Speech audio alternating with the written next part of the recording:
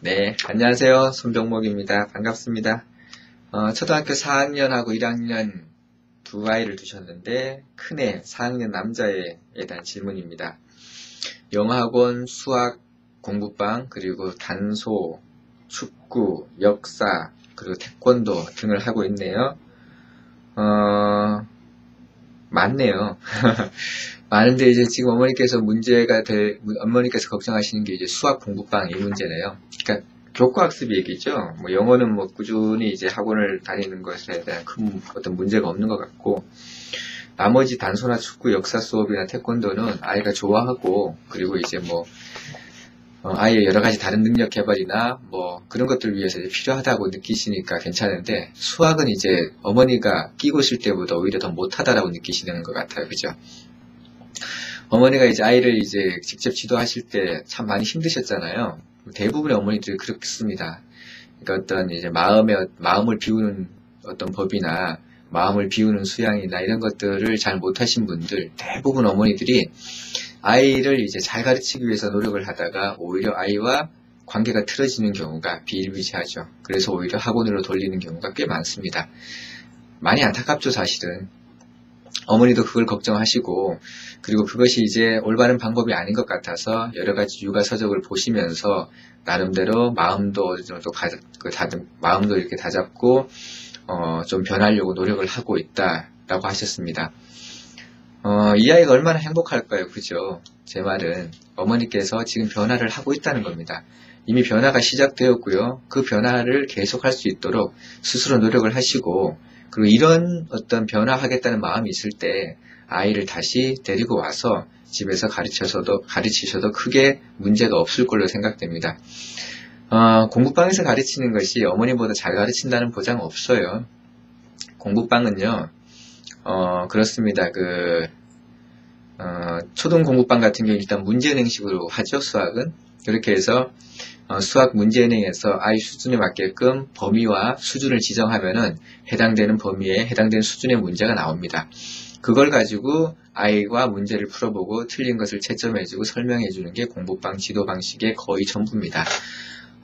다른 점이 있다면 이제 뭐 일반적인 어떤 다른 문제집보다는 좀 더 이제 아이 수준에 수준에 근접한 그런 문제를 추출할 수 있다라는 장점이 있지만은 결과적으로 모든 공부는 교육자의 역할에 달려 있습니다. 교육의 질은 교사의 질을 능가할 수가 없죠.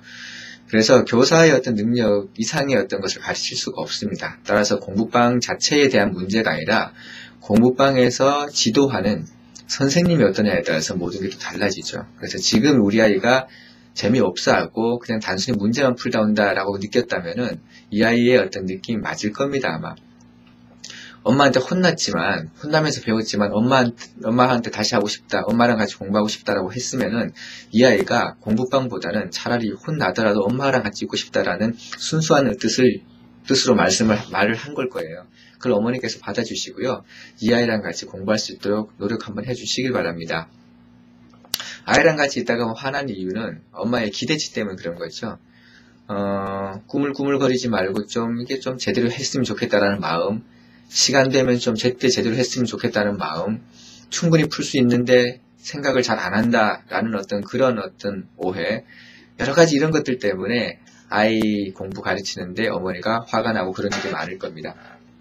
그러나 달리 생각해보면요, 아이는요, 일부러 틀리는 경우 없고요. 생각하기 싫어서 생각을 안 하는 것이 아니라 습관적으로 생각 자체를 귀찮아하는 그런 성향이 아직까지 내재되어 있는 거죠. 이게 자기가 이렇게 모르는 걸 풀었을 때 느끼는 쾌감보다는 그냥 몰랐을 때 그냥 고민하는 그 괴로움이 더 크다고 느끼는 거죠. 따라서 이 아이는 문제 풀었을 때 어떤 쾌감을 아직 발견을 못했던 것이고요. 그런 것들은 공부방에서도 주기가 참 힘들어요. 따라서 어머니께서는 일단 마음을 많이 비우시고요. 아이를 지도할 때 일단 문제집 하나를 가지고 지도를 한다면은 아이가 차분히 풀 수 있도록 옆에서 봐주는 것, 가르치라는 거 아닙니다. 끼고 있다는 것이 계속 끼고 가르친다는 것이 아니라 옆에 같이 공부하도록 옆에 있어주는 겁니다. 이건 고등학생 부모들도 하잖아요.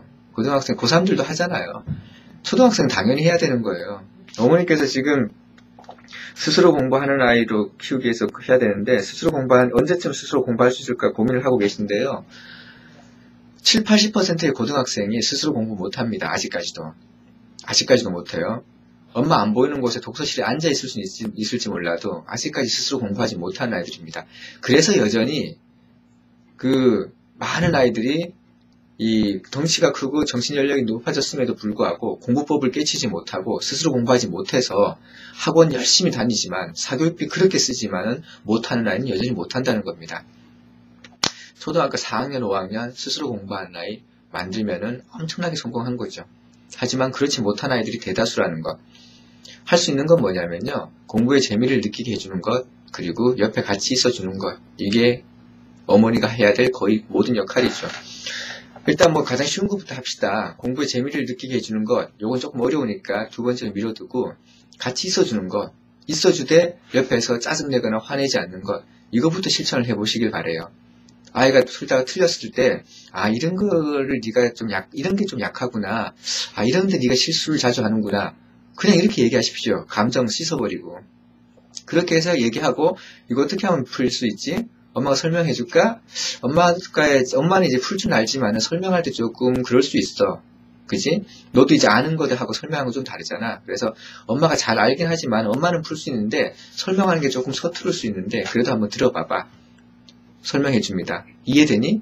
그럼 잘 안 돼? 그럼 어떻게 하지? 하면서 고민을 해 주시는 거죠. 그 과정이 전부 공부입니다. 아이는 그 과정 자체를 기억을 할 거예요, 아마. 그렇게 해서 어머니가 한번 설명했는데 아이가 겁나서 알았다 이렇게 얘기하는 것이 아니라 엄마 설명 들었는데 잘 모르겠어. 이런 아이를 키워주셔야 돼요. 그럴 때 우리 어머니는 아이 머릿속에 최대한 머릿속에 그림이 그려질 정도로 최대한 구체적으로 설명을 해주시면 좋아요. 그렇게 해서 아이가 이해를 했을 때 아이는 엄마가 참 이렇게 설명이 서툰데도 네가 이해하니까 다행이다. 이 정도 얘기하시면 돼요.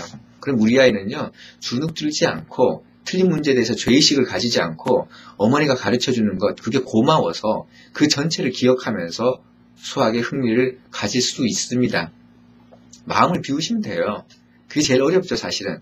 어렵지만 다른 그것도 아니잖아요. 다른 어떤 예를 들어서 아이가 나를 직접적으로 짜증나게 하거나 화나게 하거나 그런 것들이 아니라 공부와 관련해서 잘 이해하지 못하고 조금 굼뜨고 이런 것들이잖아요. 이런 것들은요 너그럽게 봐줄 수 있습니다. 어머니도 초등학교 때 굉장히 그렇게 집중해서 공부했다라고 스스로 판단하지 않듯이 이 아이 역시 끊임없이 노력하고 있는 과정이라는 것. 어머니께서 조금만 격려를 해주시면 우리 아이 어머니 믿고 충분히 공부의 즐거움을 느낄 수 있을 겁니다.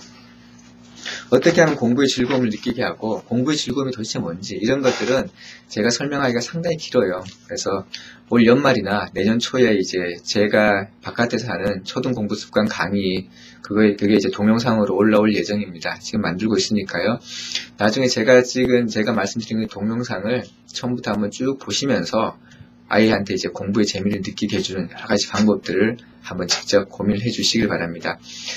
동영상이 나올 수도 있고요. 책으로 펴낼 수도 있고요. 둘 다 할 수도 있습니다. 부모 2.0 사이트 주시하시면서 그 내용 잘 보시길 바랍니다. 짧게 지금 10분, 20분 동안 설명할 성질이 아니어서 제가 말씀을 드리는 것이고요. 지금 어머니께 말씀드릴 수 있는 건 뭐냐면은 어머니께서는 충분히 아이들과 같이 있을 수 있고요. 그리고 어머니께서 이제 과연 5학년이도 같이 있을 수 있을까 스스로 의문을 던지는데 의문 던질 거 없이 그냥 같이 있으면 되고요. 또 예습복습의 중요성을 알고 있는데 시간이 없다라고 하는 것은 예습복습의 중요성을 아직까지 모른다는 것이고요. 이런 것들에 대해서 정확하게 이해해 주셔야 돼요. 정말 중요하다는 걸 알면은요, 덜 중요한 것 대신에 더 중요한 걸 해야 됩니다. 하지만 어머니께서는 예습복습의 중요하다는 걸 알고 있지 다른 것보다는 덜 중요하게 지금 생각하고 있는 거예요. 다른 것보다 덜 중요하면 안 시키면 되는데 만약 공부에서 이게 정말 중요하다고 느끼시면요. 다른 시간을 조정해서라도 예습복습 하게 해주시길 바랍니다. 이 내용 역시 제가 바깥에서 강연할 때 늘 강조드리는 내용입니다. 중요하다고 생각하는 것들이 머릿속에 많을 때 어머니는 더 조급해지고 불행해져요. 왜냐하면 중요한데 못 시키고 있으니까 그런 생각이 들 겁니다. 그래서 정말 중요하다고 생각하면요. 우선순위 바꿔서라도 해주셔야 됩니다. 고학년한테 예습복습은 정말 중요합니다. 이게 거의 공부의 근본이 될 수 있을 겁니다. 따라서 다른 건 몰라도 매일 예습복습할 수 있는 그 시간만큼은 어떻게든 비워주시길 바라고요. 그게 실제로 많은 시간을 소비하진 않습니다. 그래서 어머니께서 아이와 잘 상의하셔가지고 네가 공부방이나 딴 학원 가지 않는 대신에 엄마랑 같이 예습복습 잘 해가면서 문제집 잘 풀어가면서 그렇게 한번 지내자라고 아이와 같이 편하게 얘기를 해주십시오. 5학년이면 이제 스스로 계획 짜고 행동해야 될 때입니다. 물론 스스로 계획 짰다고 행동을 하지 못할 겁니다. 그것을 어머니께서 도와주셔가지고 우리 아이가 주어진 계획을 잘 실천할 수 있도록 격려해 주시길 바랍니다. 너무 늦은 건 아니냐라고 질문했는데 너무 늦은 거 없죠.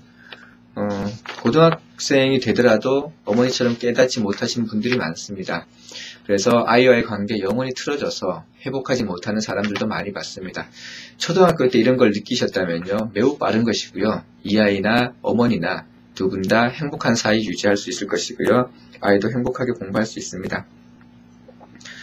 아이가 이제 가끔 과격한 행동을 하는데 그거는 이제 아이가 감정조절법을 아직 못 배운 것이고요. 분노 조절을 아직까지 못하는 겁니다. 그때가 교육 기회입니다. 방법은 감정 받아주고 행동 고쳐주는 방법이 있습니다. 감정을 잘 받아주셔야 돼요. 정말 속상한 일이 있었구나. 무슨 속상한 일이 있었구나. 이렇게 받아주는 거예요. 그렇게 해서 아이가 자기 입으로 무슨 얘기 나올 때마다 아 그런 일이 있었구나. 아 네가 그렇게 생각하는구나. 이렇게 감정을 받아주는 건요. 아, 네 말이 맞다. 이렇게 동의하는 것이거나, 아, 그러면 안 되지. 비판하는 것 말고, 아, 그런 일이 있었구나. 아, 그런 일이 있었구나. 아, 그랬구나. 네 마음이 그렇구나. 이렇게만 받아주는 것. 충분히 받아주고 난 다음에, 다 이해하는데, 네가 그렇게 방문을 꽝꽝 차고 이러니까 엄마가 깜짝깜짝 놀라. 그래서 그런 거 하면은 엄마가 자꾸 깜짝깜짝 놀라게 되고, 네가 좀 이제 그런 어떤 나중에 화가 날 때마다 걷어차고 이래서 다른 사람들한테 이게 감정 조절 못하는 사람으로 비칠까봐 엄마 그게 마음이 아파. 이런 얘기를 해주시면 돼요. 매 순간마다. 그렇게 해서 아이가 스스로의 어떤 그 감정 조절하는 법을 엄마를 통해서 배워나가도록 해주십시오. 감정을 조절할 줄 아는 아이는요. 공부하는 것도 참 잘할 수 있습니다. 그게 바로 자기 통제력이고 충동 억제력 그런 것들입니다. 공부와 직접적인 연관이 있습니다. 매 순간이 어머니께서 교육시켜야 될 그런 순간입니다. 마음을 많이 비우시고요. 여유를 가지시고 아이의 감정을 잘 받아주시길 바라고요. 다시 한번 말씀드리지만 어머니께서는 충분히 잘 해내실 수 있습니다. 아이와 같이 공부하시면서 어떻게 부딪히는 문제나 힘든 것 있으면 다시 한번 질문을 해주십시오. 그때마다 제가 또 다른 방식으로 또 다른 각도에서 어머니께 말씀드리겠습니다. 실천하시고요. 꼭 성공하시길 바랍니다. 고맙습니다.